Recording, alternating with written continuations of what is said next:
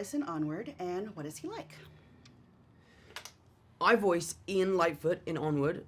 He is a really interesting character. He's a lot like me in a lot of ways. But the one thing that I loved about playing him was creating this journey and this arc that he goes on throughout the movie. He goes from a really vulnerable little kid who doesn't really know how to express himself and is quite introverted, and by the end of the film he's almost the polar opposite. And it just was a really fun process for me because I kind of went through that much younger than Ian was, but it was really fun for me to kind of bring that little piece of me to life. I play Barley Lightfoot, the older brother to Ian.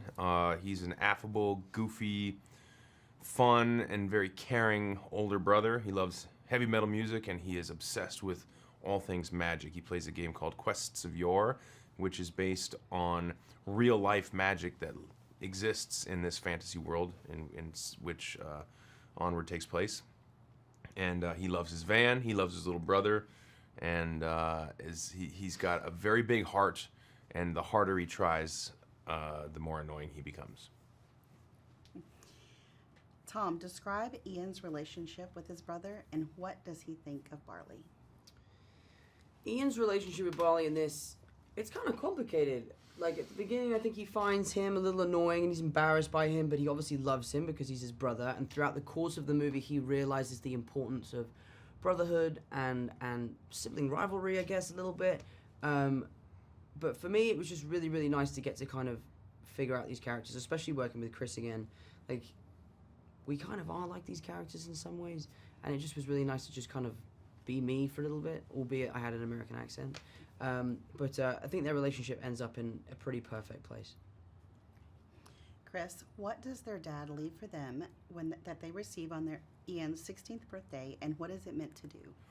On Ian's 16th birthday, it is revealed to him through his mother, played by Julia Louis-Dreyfus, who's amazing, by the way, that their father, who's long since passed away, has left behind a gift. She doesn't know what it is, but she was told to give it to her sons once they were both 16. So on 16th birthday for young Ian, he opens up a staff, and this staff has a gem with it, and we realize that our father, the character's father was a magician, and his spell that he's left behind with this staff is an opportunity for them to bring him back for one day and be able to spend a day with him.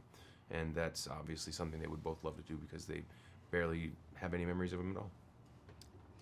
Tom, what happens when they first attempt the spell that prompts the quest? There's a running theme throughout the film where Barley kind of ruins everything. Like, he's always kind of getting in the way or making silly mistakes, and Ian quite often has to deal with the ramifications of that.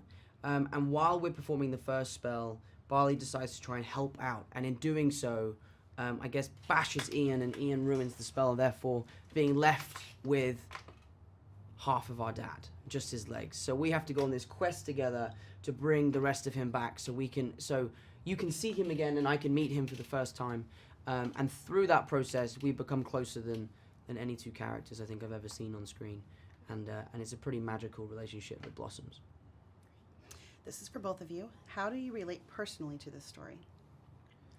Well, I lost my father a few years ago. I have a great relationship with my brother, who, in a way, as my older brother, really helped raise me and was a big part of my upbringing, loved me to pieces and still does. And so it really resonates. And more than anything, Dan Scanlon's story, our director, our writer, his story, which this film is based on, he and his brother lost their father at a young age. His story is something that I just clung really tightly to.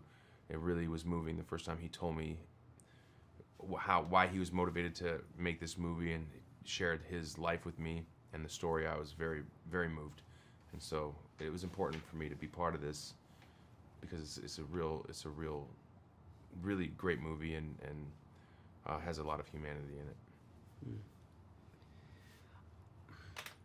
It's not. Maybe it's not how I relate to the movie, but I am so lucky to have such a great relationship with my dad, and us as Holland boys have been so lucky with the way he's raised us. He's been a very present father, and he's always been there for us. So for me, like, I had a real sense of responsibility and a duty to kind of bring this story to life and show that relationship I have with my dad through my relationship I have with Chris and through Ian with Barley. So I just drew a lot on my personal experiences with my dad teaching me to play golf, and then the first time that I ever beat him in golf, and all those kind of amazing memories that I look back on so fondly is basically all that happiness I've poured into this film. Okay. This one's for both of you again. What does it mean to work on a Pixar film, and is there a past Pixar film you connected to? Working on a Pixar film is a dream come true. Chris was talking about like milestones earlier. Like every actor has a milestone, and I think you were right in saying that not a single actor in the business wouldn't have this as one of their milestones. Yeah. So it's a real honor. It's a real honor. And the Pixar movie that touched me most was Coco. That's my favorite. Exactly. My favorite Pixar movie, I mean, there's so many. They're all good. I love Toy Story, but I really was moved by Up. Up is a very moving film, and I really love Up. And a lot of similar themes in our film to Up.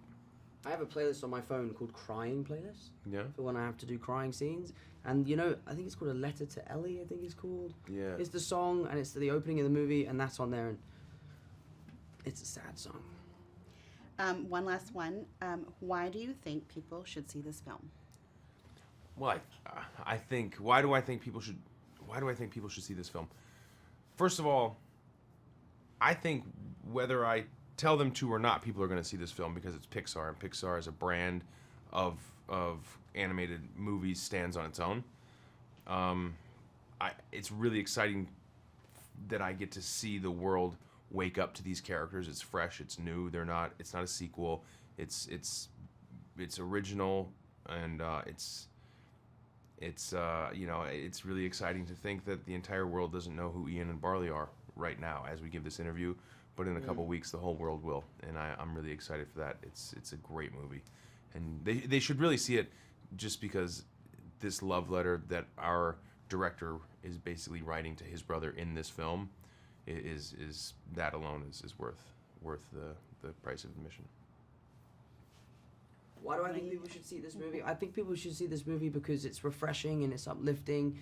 We work in the art of escapism, and it's going to help people escape our world and come into this beautiful new world and see this crazy journey that we've created with Pixar and Dan, and I just think it's going to be a wonderful time for people to realize how grateful they are for family and friends and all that sort of stuff.